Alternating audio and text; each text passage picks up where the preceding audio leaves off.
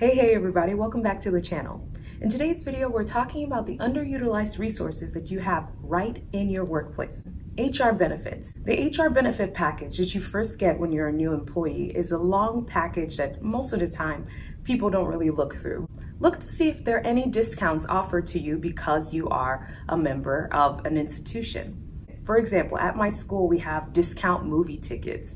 There are some gym memberships that are discounted as well. So that was the first thing, finding out what discounts were available to me. Think about transportation. Does your office offer some kind of fee that could be waived for your transportation? Some places you can get a Metro card that can be paid for by your school. Sometimes it can even be that they'll reimburse you for your gas. You never know unless you ask. When you're first signing up for insurance, they might ask you if you want to take out some money to work towards your flexible spending plan. If I were you, I would say yes and put aside some of that money. There are certain things that my flexible spending plan helps me with. Getting your glasses, getting contacts, going to the dentist, paying co-pays, getting your prescription filled, or going to a counselor. All those things are expenses that can be put right back into your pocket if you use a flexible spending plan. You might find that your institution has some discounts if you're someone who is using your health and wellness options. At our campus, there are all kinds of incentives to get people to get engaged in health and wellness. They have running groups, they have yoga groups, free classes throughout the week. It's just a matter of looking to see where all those things are.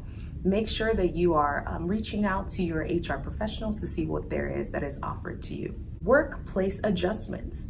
I have at my office an ergonomic standing and sitting desk. So my desk is actually adjustable. When I first got here, I'd heard about the idea of having a standing desk and I just asked if I could have one.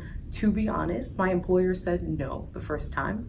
And so I decided to make myself a DIY option, which was a standing desk that was really a mini table and a shelf attached to it. At some point, people got tired of looking at my little DIY option and they finally said yes. So I was allowed to get a standing desk. After I got my approval, it sparked an epidemic and everyone in my office started getting office standing desks. A lot of these things are incentives that are available to you, but you might have to ask around a little bit. Professional development. A lot of times, one of the perils of working at institutions is that there is not a lot of emphasis put on professional development. The burden falls on the staff member to go find it for themselves. So I would recommend that you do your research.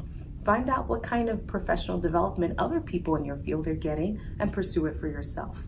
My boss in particular likes to see a really great one-page proposal saying, what is the event? What is the benefit going to be to you? What does it cost? What kind of support or sponsorship are you asking for? If they can't provide funds for the entire cost, perhaps you can ask them to pay for your ticket or maybe pay for transportation. Most of the time, you'll find that employers are willing to meet you halfway. Sometimes professional development is something as small as buying a book. It might be attending a particular workshop or even as far as taking a class. Because I work at an institution that is a higher ed university, I get to get tuition credits actually as a part of working here. So because of that, I take a lot of classes. I'm an avid learner and I will probably always be trying to learn something new. So sometimes I can either enroll in a class or I can talk to professors and sit in on classes kind of like a fly on the wall.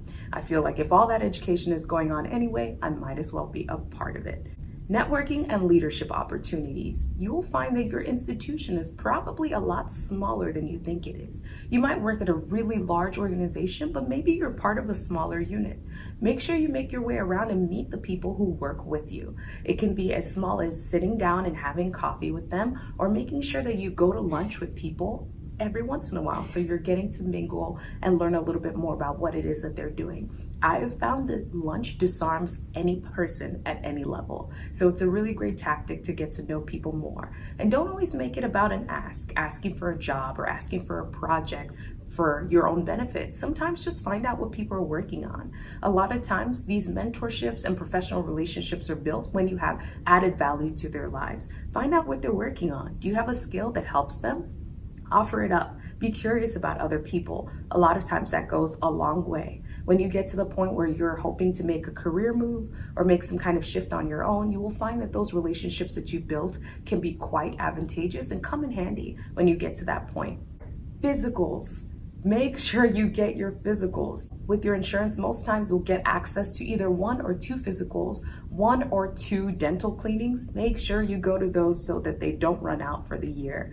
Make sure you use every single benefit that is part of your package. Public library. The public library is a wonderful place. Unfortunately, not enough people utilize it. I have a library extension on my computer, my Google Chrome browser, that every time I go on Amazon.com and I pull up a book, my library extension will always search to see if there is a copy of that book in my local library. I don't always get the most recently released books, but I usually will get them maybe a few months after they have been released. So because of that, I have saved so much money. I still get the benefit of having a hard copy in my hands.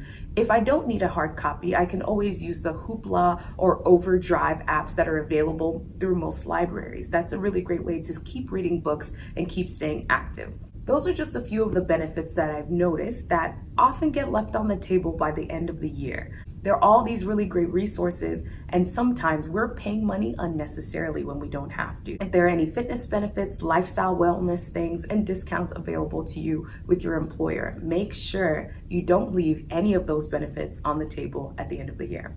Thanks for watching, everybody. Bye.